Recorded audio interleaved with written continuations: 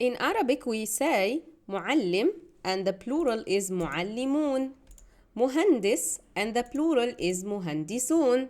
But why we can't say for طبيب طبيبون? This is what we will learn in this video. In Arabic, sometimes we don't just add letters to make the word plural, like un and at, معلمون, معلمات. Sometimes the word itself changes. This is called a broken plural, and it's easier than what you think. What is a broken plural?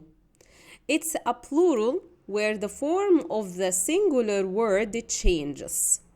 The word is broken and rebuilt. Let's have a look at these examples. The word رجل becomes a plural رجال, and كتاب becomes كتب. طبيب is أطباء in plural. Notice that we didn't add a, una, or at for the word to make it plural. The word itself changed. But now how to know if this word is sound plural or broken plural? Ask yourself one question. Did the shape of the word change? If yes, then it's a broken plural.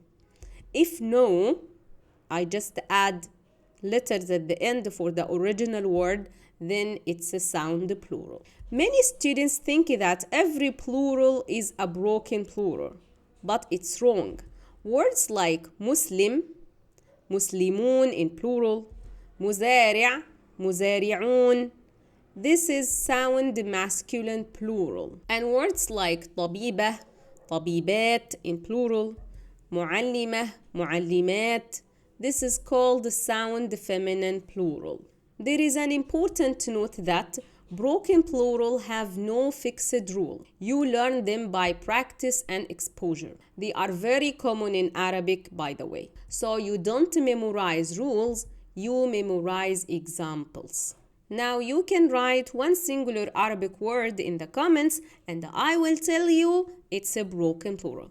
Don't forget to like and follow for more easy Arabic grammar.